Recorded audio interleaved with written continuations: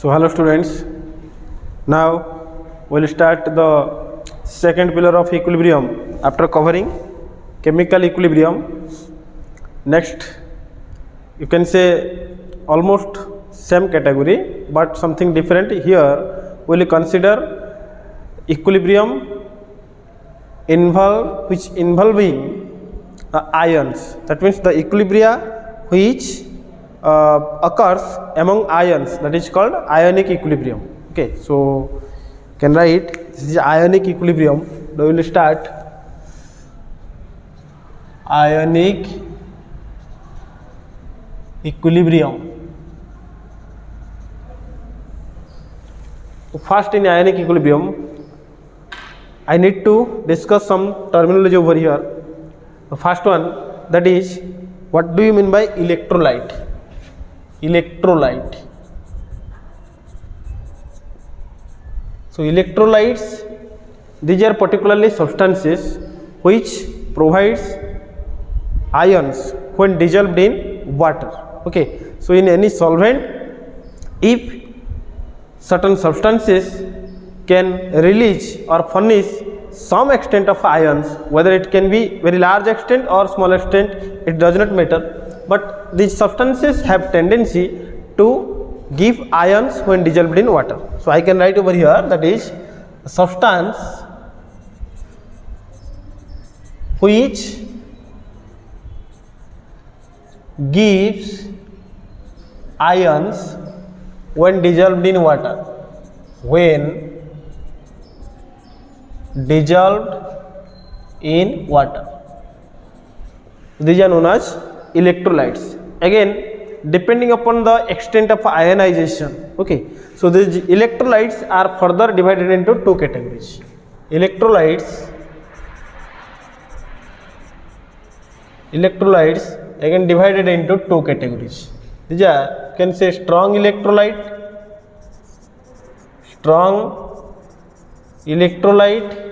and another category, that is weak electrolyte. That clear? So strong electrolyte means which completely dissociated into its constituent ions when dissolved in water. So these are strong electrolytes. So strong electrolytes means substance which is completely ionized when dissolved in water, or you can say which ionize to a larger extent, that is called strong electrolyte. And in case of strong electrolyte, the degree of dissociation or degree of ionization, you can say, there is a word, degree of ionization. Degree of ionization means how much substance you have initially taken and how much extent of it get splitted into ions when dissolved in water. That is called degree of ionization or extent of ionization. How much electrolyte get splitted into its constituent ions when dissolved in water, that is called degree of ionization. Okay, so I can write over here the degree of ionization of strong electrolyte is maximum, that is alpha is greater than 1. Alpha is greater than 1, that is the degree of ionization of strong electrolyte. So the degree of ionization, that is approaches to unit. Okay, so one, that is maximum. So degree of ionization, that is 1, maximum in case of strong electrolyte. Again examples, so you can say all salts, you can say KCl, MgCl2, strong acids like HCl, H2, SO4, strong bases like NaOH, CaOH whole 2, KOH, etc. These are strong electrolytes. That clear?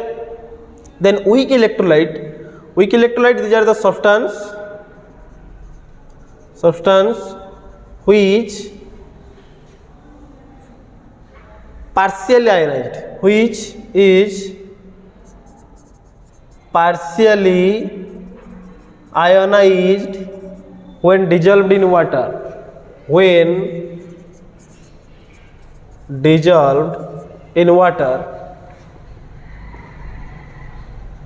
known as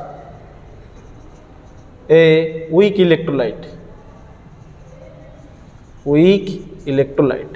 The extent of ionization is less, that is, the extent of ionization is less. Clear? Again, the degree of ionization is alpha, that is very, very less than 1. The degree of ionization,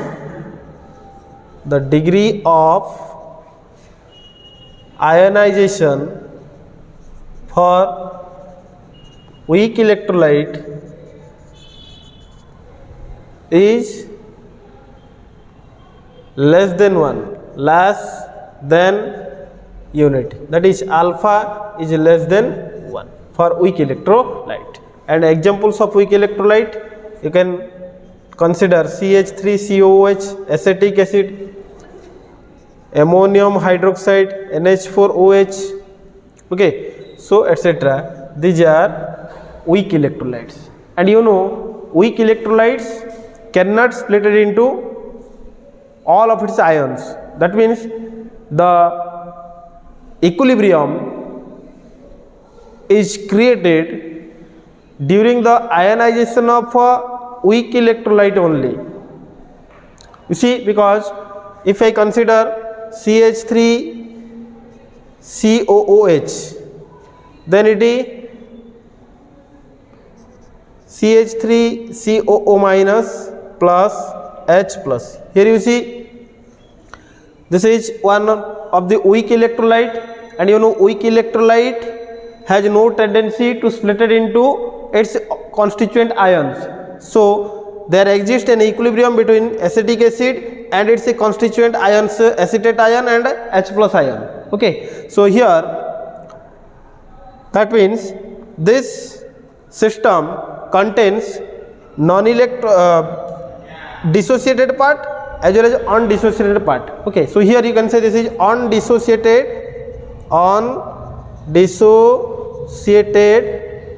acid, and these are the dissociated ions. So it contains undissociated molecules as well as the dissociated ions, and there exists equilibrium only in case of weak electrolyte, where both ionized and unionized parts are also available. But equilibrium cannot be established in case of strong electrolyte, as it is completely ionized when dissolved in water. Clear? So this is the definition of strong electrolyte and weak electrolyte. In this chapter, in this ionic equilibrium chapter, we only deals with the dissociation of a weak electrolyte. Clear? So we have just discussed about strong electrolyte and weak electrolyte. Then what about their conductivity, electrical conductivity? You know, the electrical conductivity depends upon the extent of ions. Okay, so the conductivity is maximum in case of a strong electrolyte, as you are getting more number of ions in case of a strong electrolyte. But in case of weak electrolyte, the amount of ions in the solution is very less. That's why the conductivity is comparatively less in case of a weak electrolyte. That clear? So now, very important topic I need to discuss over here, that is theory of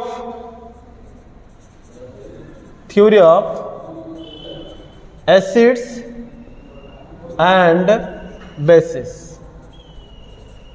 Theory of acids and bases. You know, an acid is a substance which is sour in taste, okay, and it liberates hydrogen when treatment with any metal surfaces.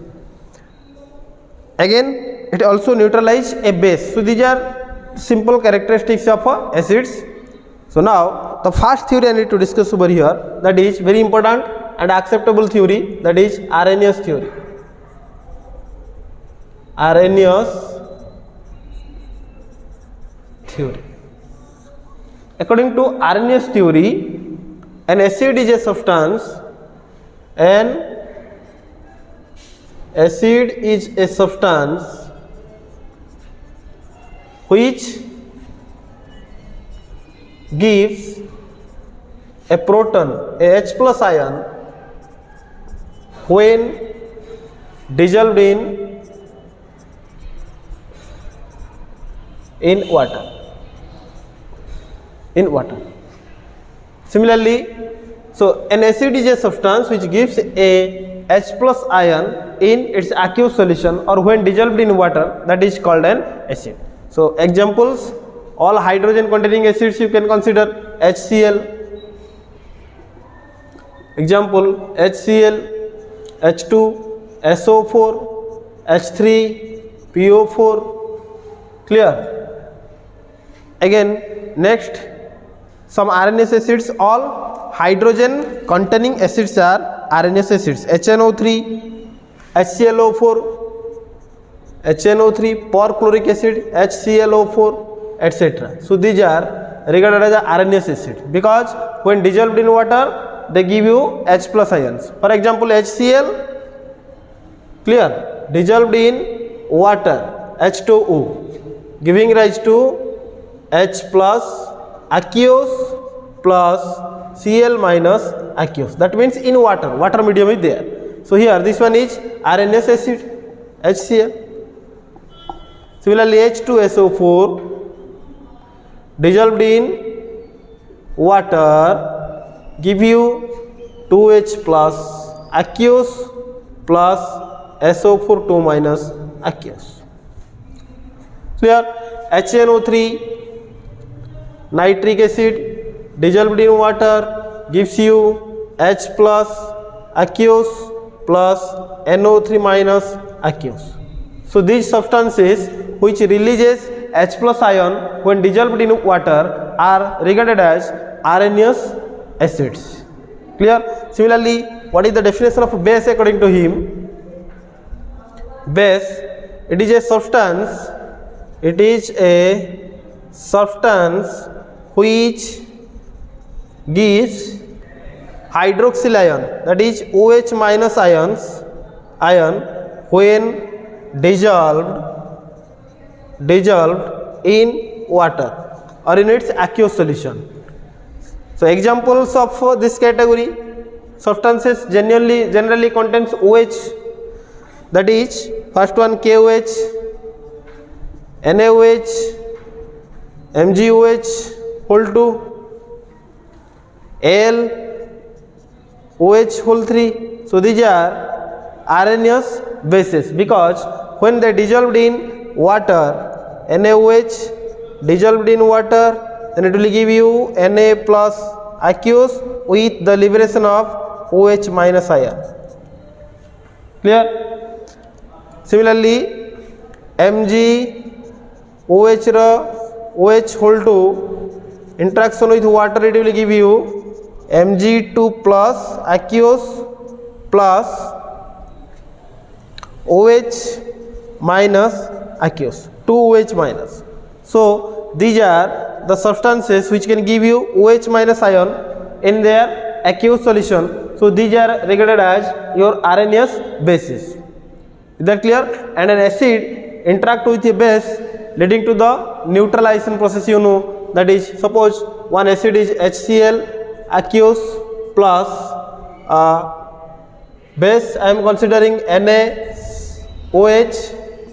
base aqueous, it will be converted into H2O plus NaCl. This is salt plus water. This is called neutralization. But till now, just remember the terminology of, according to Arrhenius theory, acid which can give you H plus ion in water, base which can give you OH minus ion in water.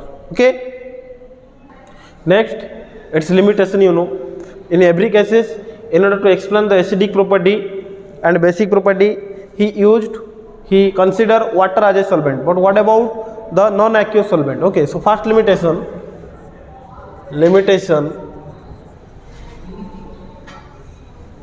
it cannot explain the acidic and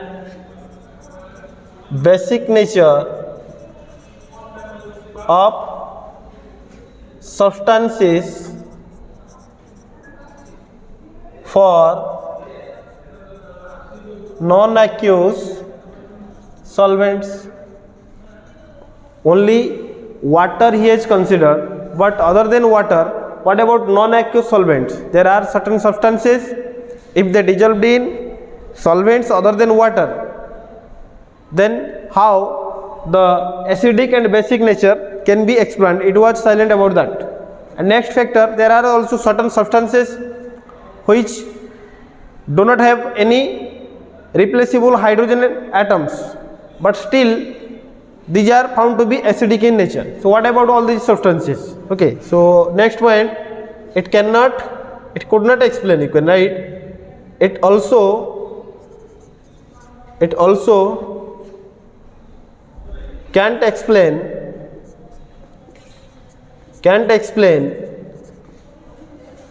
the acidity of certain substances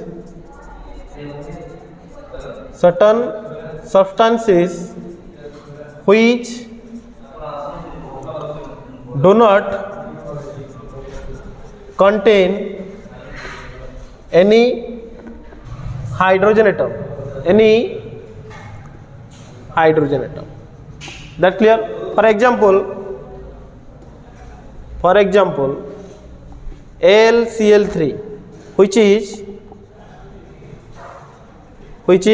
acidic in nature, although it does not have any hydrogen atom.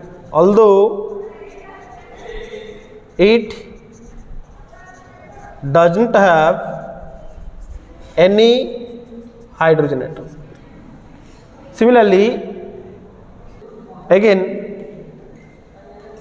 there are also some bases which do not contain any hydroxyl group but found to be basic in nature. For example, ammonia, you just see ammonia, NH3 is basic in nature, although it does not contain any OH group. So these are few drawbacks of your Arrhenius theory. Okay. Next, second concept, that is Bronsted-Lowry concept. Okay. Next important concept, that is Bronsted-Lowry concept.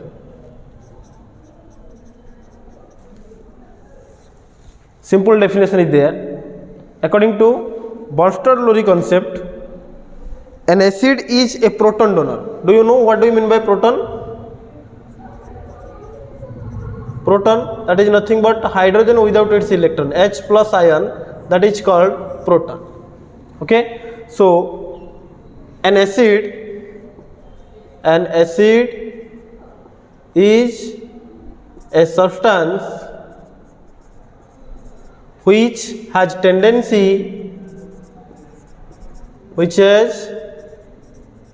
tendency to donate a proton, to donate a H plus ion. Clear? Similarly, a base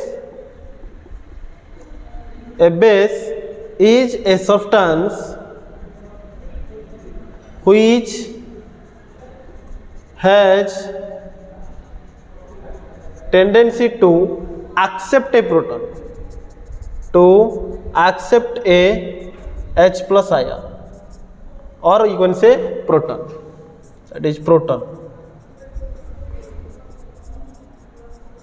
That means in simply I can say acid is a proton donor, H plus donor, and base, that is H plus acceptor. Clear? For example, I can write over here. For example, you see in this reaction, suppose I am reacting this HCl plus water, HCl plus water, giving you H3O plus in aqueous plus Cl minus in aqueous. Clear? So reaction between H plus and Cl minus. HCl treated with water to give you H3O plus Cl minus. Here you see which one is acid. This HCl donates one proton to water, and water has tendency to accept that proton to give you hydronium ion plus Cl minus. So here this one is acid. When dissolved in water, it can give you H plus ion, acid, and water accept that proton, that is it is regarded as base. And again this H3O plus ion, this is act as acid, and this Cl minus, that is base. I can label these substances 1, 2, 1, 2. Okay, so here you see acid 1 and Cl minus, base 2. These are conjugate acid base pair, and H2O base 2 and acid 1. These are also known as conjugate acid base pair. So in each case, each conjugate acid and base differ from each other through a proton. You see HCl, this one is acid. If I need to find out its conjugate base, then you just dissolve in water, it will give you, see, H plus Cl minus. If the medium is water, then it can accept this H plus aqueous can also be written as H3O plus, hydroxonium ion, or this is known as hydronium ion, or you can say hydronium ion. Clear? So HCl has a tendency to give H plus, that's why this is acid. And my question is, what is the conjugate base of HCl? So you just remove one H plus ion from it, the remaining part Cl minus will be its conjugate base. Clear? Suppose I am discussing right now, let us consider another example over here. Suppose H2SO4 I am considering. Okay, H2SO4. You see, H2SO4 plus H2O giving you 2H plus aqueous plus SO4 2 minus aqueous. Here you see, this one act as, this one is your acid, and water acts as base. So it will give you, after removal of H plus ion, then the conjugate base becomes this SO4 2 minus. Suppose I am asking what is the conjugate base of H2SO4. So right now write me the conjugate acid base pair here. So this one will be acid and this one will be base. So very systematic if you proceed like this, that first one H2SO4, it will give you H plus HSO4 minus. So what is the conjugate acid of H2SO4? Just remove one H plus. This will be H plus, H3O plus. Whenever dissolved in water, this H plus will be its conjugate acid and HSO4 minus will be its conjugate base. Next question, what is the conjugate acid of HSO4 minus? So exactly that same answer, that will be H plus. And what is its conjugate base? After removal of one H plus, that will be SO4 2 minus. Okay, so the overall reaction you can compare HSO4 get cancelled. So H2SO4 leading to give you 2H plus SO4 2 minus. So if you need to find out the conjugate base of an acid, suppose an acid is, in most generally, if the acid is HA, this one is acid, then find out its conjugate base. Just remove one H plus from it, A minus, this one is its conjugate base. Clear? So if conjugate base is given to you, let's say A minus is given to you, what is its conjugate acid? Then give one H plus ion to it, then HA, this one is its conjugate acid. So this one is conjugate acid and its conjugate base is A minus. Clear? So if H2SO4 is acid, then its conjugate base will be HSO4 minus. If HSO4 minus is there, then what is its conjugate base? That will be SO4 2 minus. Clear? So for base, you just remove one H plus ion from it, and for acid, you just add one H plus ion to it. You will get the conjugate acid base pair. Okay. Now let us consider in this example. Suppose I am reacting with NH3 plus H2 with water. Clear? So what I am getting over here?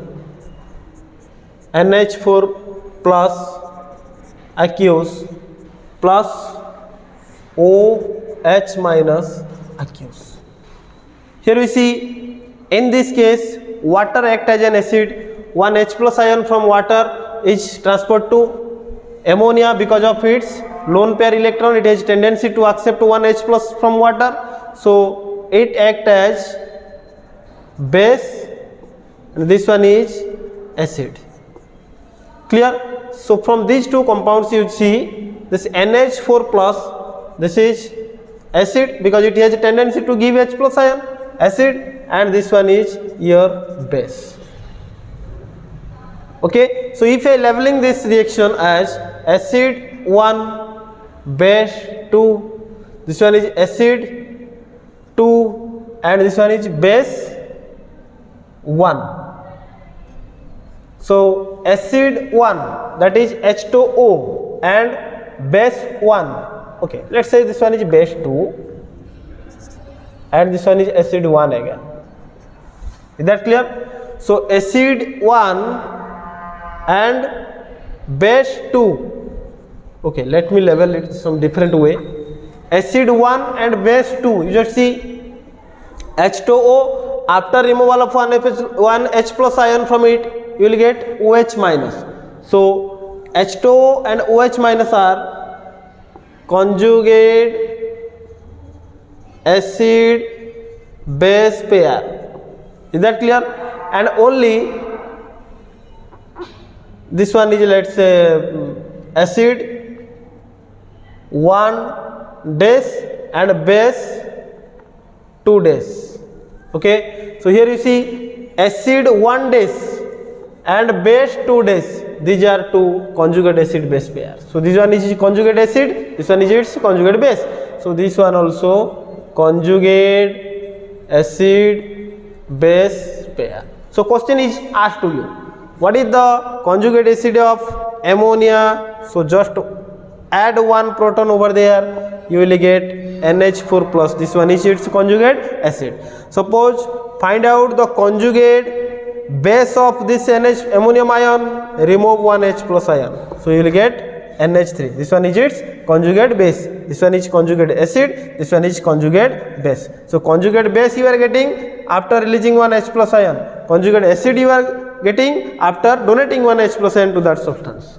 Clear about conjugate acid and base pair? Only they differ on a proton only. Okay, addition of a proton gives you acid, removal of a proton gives you its conjugate base. Clear?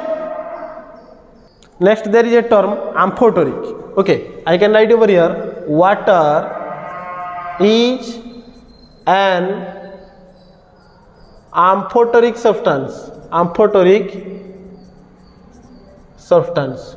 Water is an amphoteric substance. How? In the first reaction, if I treated HCl plus H2O gives you H3O plus aqueous plus Cl minus aqueous. So in this case, H plus acts as acid and water accept H plus 1 act as base. But in second category, if I consider, suppose I am treating ammonia plus water. So what we have got over here? This will be NH4 plus aqueous plus OH minus aqueous. Okay, so here you see ammonia act as acid. Okay, sorry. So ammonia act as a base. It accepts the H plus ion, act as base, and water act as acid. So what is the key difference over here? Water act both as an acid as well as a base. That's why this is an amphoteric substance. Water can act as acid as well as base. That's why it is an amphoteric substance. It is an amphoteric substance. So which having dual behavior, acidic behavior as well as basic behavior also. So water has a tendency to accept proton and to release proton. It depends upon the substance with which it is interacting. Okay, so this is called amphoteric substance. Then we will discuss about its limitation also. Limitation means there are some reaction between basic oxides and acidic oxides which do not require any medium. So according to Monster theory, the medium is required in aqueous solution. But here no medium is required. You see, suppose I am interacting calcium oxide with carbon dioxide. This calcium oxide is a basic oxide, and this carbon dioxide, this one is acidic oxide, and you see the reaction leading to the formation of calcium carbonate. No medium is required.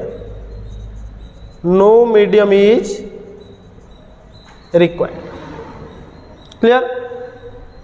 And second type of limitation you can consider, there are substances like AlCl3, that clear, BF3, etc. These substances, tell me, these are acidic substances. Acids is an acid. So acid means they do not have hydrogen atom. There is no question of release of any hydrogen from these substances, but still these are acids. So these are the drawbacks observed in Lorey-Monster theory. Okay. Next important theory, that is Lewis theory.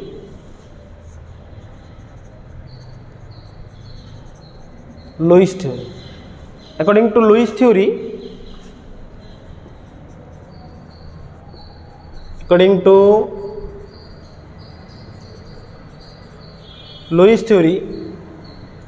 a base is a substance.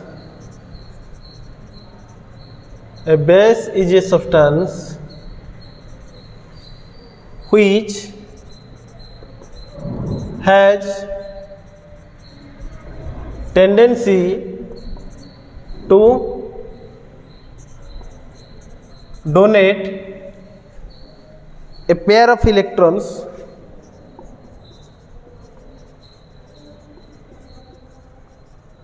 to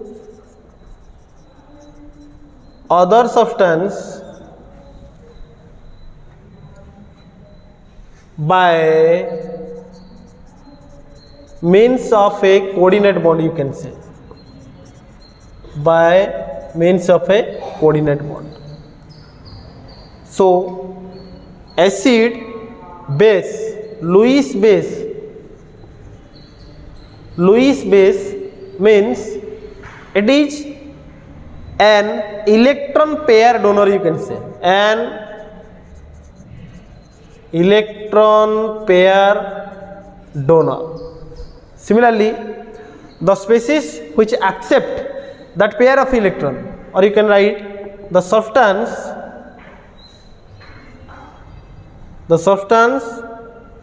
which accept that pair of electron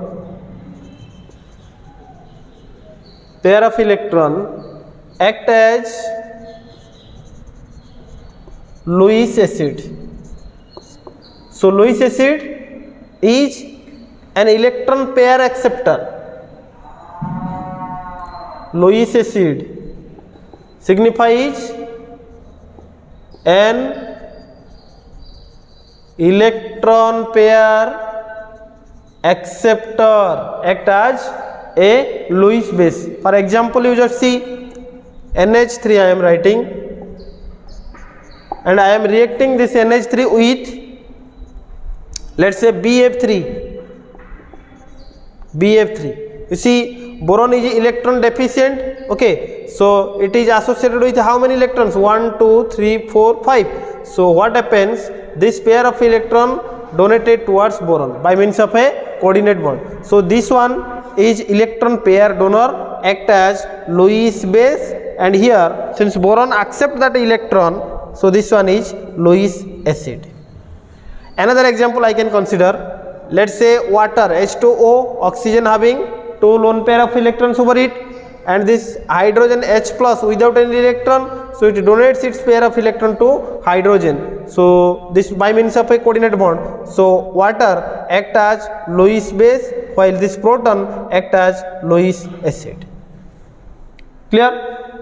Similarly, NH4 plus ion, if NH3 I am considering NH3, nitrogen having lone pair electron, and this H plus having without pair of electron, so this lone pair can be coordinated to proton, leading to the formation of ammonium ion, NH4 plus. So these are the concepts of Lewis acids and bases. So generally Lewis bases having negative charge or lone pair of electrons, so that they have a tendency to donate the electron pair. So I can write over here Lewis base, okay, species having lone pair of electrons or negative charge to donate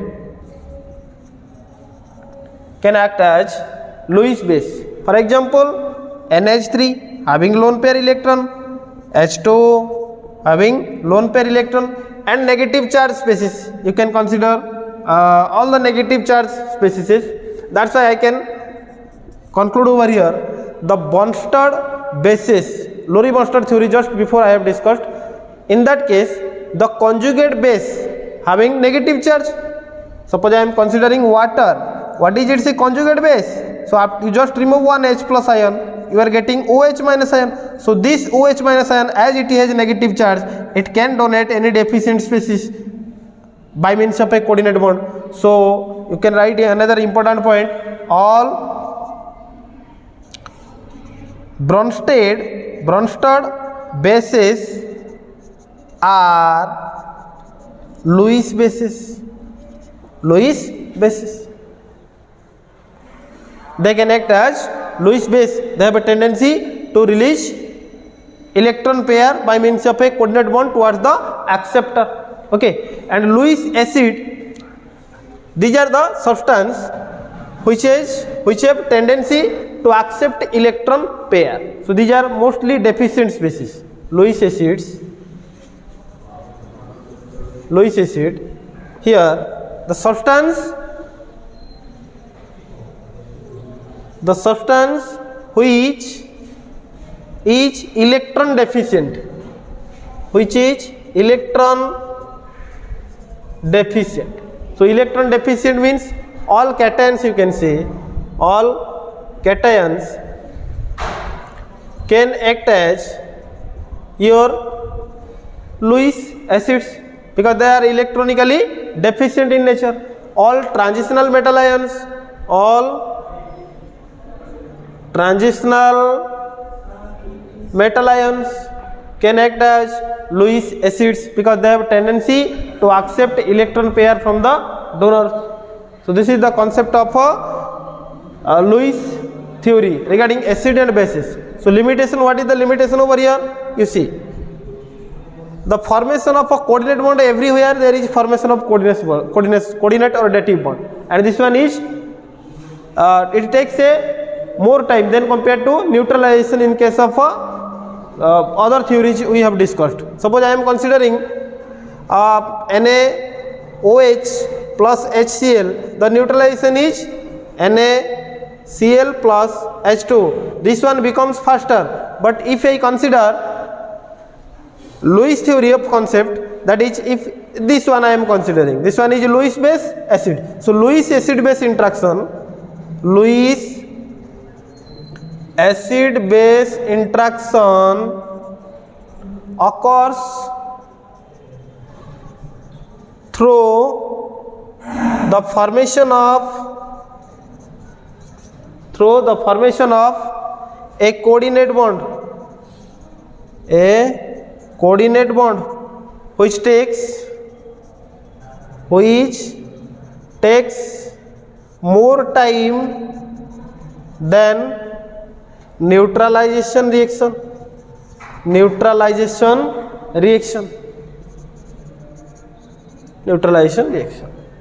Okay, so this is the few theories regarding acids and bases, and now for today's class this much I have discussed, and in next class we will compare some strength of acidity of two acids and two bases also, and then we will proceed. Okay, thank you.